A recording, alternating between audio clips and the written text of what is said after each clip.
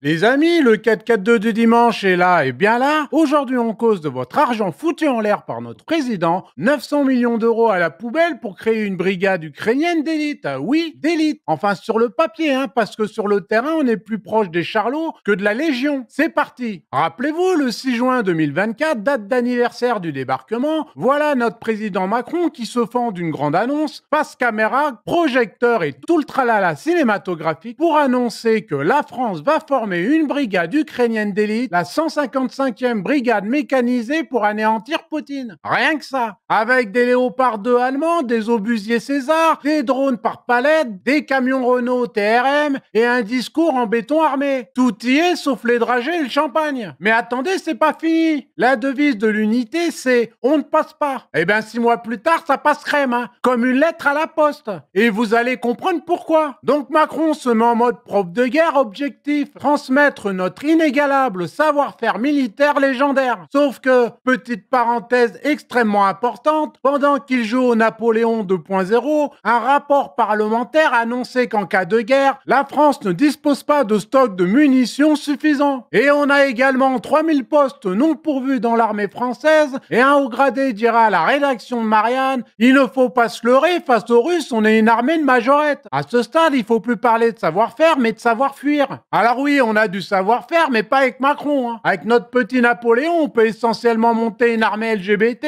et les seules guerres qu'a gagné Macron, c'est contre son propre peuple. Des gilets jaunes, des agriculteurs, des soignants, etc.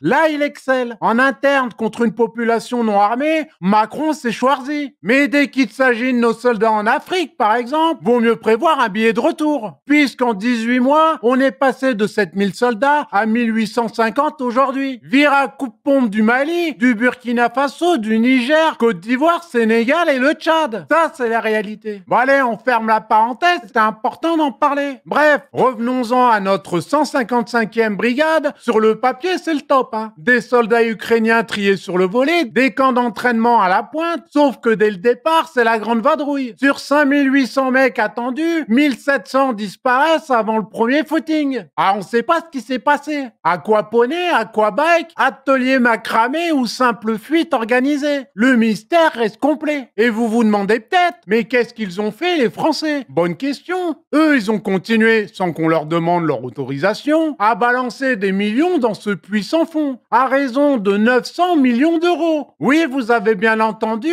900 millions de nos impôts, les gars, pour former une armée fantôme. Mais attendez, ça c'est que l'échauffement, parce que quand t'es dans la boue, après faut ramper. Donc arrive le grand jour, la 155e brigade est envoyée dans l'est de l'Ukraine. Sur le papier, c'est une machine de guerre. Par contre, sur le terrain, c'est du chamallow un lendemain de cuite. Sans drone, sans défense anti-drone et sans boussole. Les gars se battent à l'aveugle. Je vais dire, t'as Gilbert Montagnier et Stevie Wonder à l'avant-garde, Emmanuel Le Chypre et Guy Carlier sur les flancs, et 3 mecs LGBT en position d'embuscade. Qu'est-ce que tu crois qu'il va se passer? Je veux dire, c'est la guerre. Et pendant ce temps-là, les dirigeants ukrainiens jouent à pierre-feuille-ciseaux pour se distribuer les centaines de millions d'euros. Résultat, des pertes colossales, des soldats démoralisés et un ridicule planétaire. Selon un journaliste ukrainien, il accuse un chaos organisationnel complet et à cause de cette attitude criminelle envers la vie des soldats, la 155e brigade a subi des pertes importantes dès les premiers jours. Elle n'était tout simplement pas suffisamment formée pour les combats. Forcément, faut pas s'attendre à la victoire. Les mecs ont été entraînés à la pêche au canard et envoyés au front russe, et le front russe, c'est pas le Puy du Fou. Y a pas de figurants là-bas. Alors voilà, mesdames et messieurs, la saga de la 155e brigade mécanisée, un fiasco mémorable, une farce internationale, 900 millions volatilisés et un bel exemple de la nullité abyssale de notre gouvernement. Y a de quoi péter un plomb. Et en parlant de ce qui fonctionne, comme on est quand même meilleur aux médias en 4-4-2, on sait faire marcher le bazar. Grâce à votre soutien l'année dernière, on a fait péter les scores. Un site turbo, une chaîne YouTube qui grimpe plus vite que la 155e brigade mécanisée, des interviews qui chatouillent les puissants. Cette année, on vise l'orbite, des émissions qui claquent, un site renforcé. Mais pour ça, on a besoin de vous. Si chaque abonné lâche 1 €, on explose les compteurs et on peut continuer à chatouiller les gros poissons. Ouais, parce qu'on est un peu pêcheurs.